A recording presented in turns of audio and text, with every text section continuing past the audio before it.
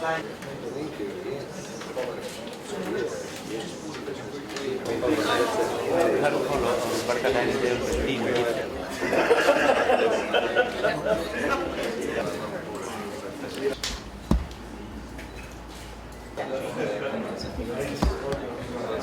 the President of the New Zealand Fiji Business Council, Mr. Sen, the executives of the business councils, High Commissioner and Chair at CEO at Investment Fiji, ladies and gentlemen, Bulvinaka, and good morning to you all.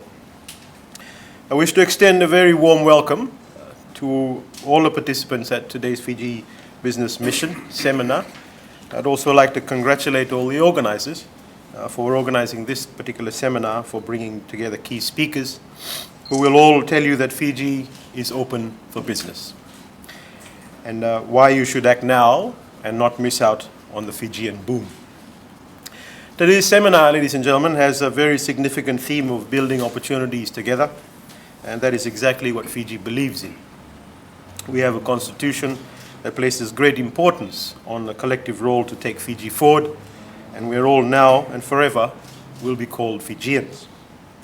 It is especially encouraging to see former Fiji citizens returning home to invest and to share their expertise, technical knowledge and skills. To make this easier, the Fijian government has allowed for dual citizenship, and we want you to feel at home when you come back. Ladies and gentlemen, there is actually no denying that the Bainimarama government has achieved a lot more than what previous governments could do. Throughout the day, you will hear from various experts on the status of the Fijian economy. I see the Assistant Reserve Bank governors here, or trading relations and investment and growth.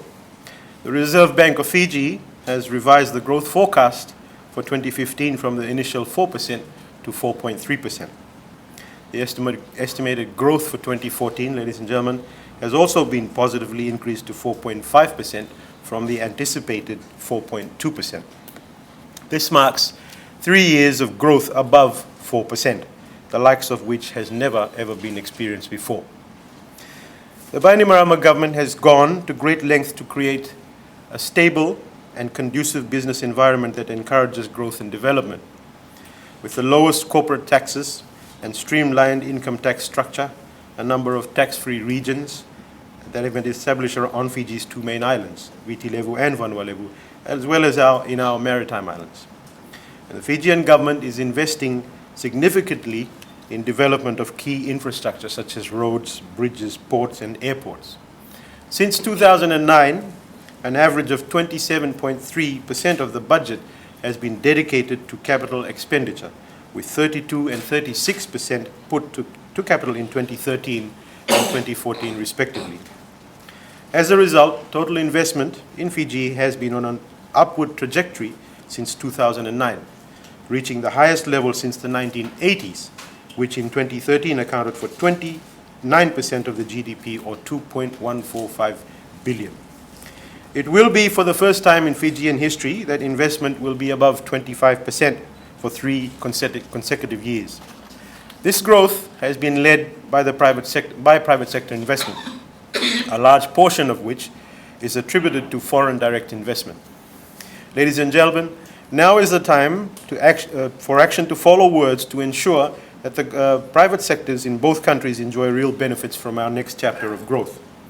As a government and a ministry, we stand by ready to work side by side with the business community in New Zealand to reignite the trade and investment between our two countries, which has fallen stagnant over the past few years. More and more businesses are beginning to understand that Fiji is not only a market of 800,000 people, but a gateway to a market of more than 10 million across the Pacific. This is because Fiji, as the Pacific's natural hub, is at the center of a region that is becoming more and more integrated, especially with the success of the MSG trade agreement. The MSG configuration alone accounts for approximately 90% of the population, 80% of the resources and skills in the region. And Fiji has the best infrastructure, manufacturing base, stable and secure investment and trading environment. We don't want New Zealand investors and businesses to miss out on what we consider the best trade and investment climate Fiji has ever seen. Ladies and gentlemen, Fiji's trading dynamics have changed considerably in the past few years, especially in the past 3 years, as the Pacific Island countries have come out as the strongest trading partners. The region combined for 27% of Fiji's exports and displaced Australasia, which only accounts for 17% and steadily declining. The Northeast Asian region now is featured on the top 4 export destinations.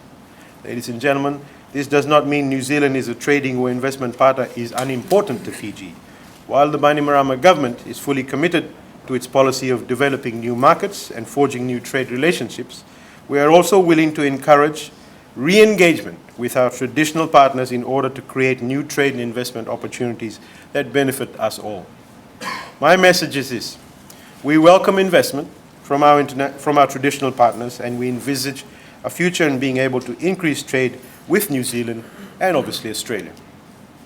In the coming months, my ministry will be launching Fiji's first trade policy as a single reference document identifying the trade capacity, constraints and needs of each sector.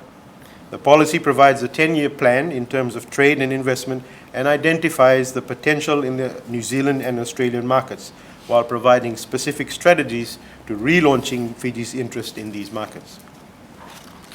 Hence, PESA Plus agreement is seen as a means of achieving that objective. Fiji's main objective is to ensure that PESA Plus lives up to its purpose as a development agreement and not as an unbalanced agreement that provides New Zealand and Australia unprecedented access to the Pacific markets without giving anything tangible and binding in return. Ladies and gentlemen, I want my message today to be a positive one, not a negative one. Yes, I believe that in order to move forward, we have to understand where we have come from. But I also believe that if both sides can agree on the principle of equal partnership and take actions to support it, the opportunities for trade and investment between Fiji and New Zealand have a staggering potential for growth.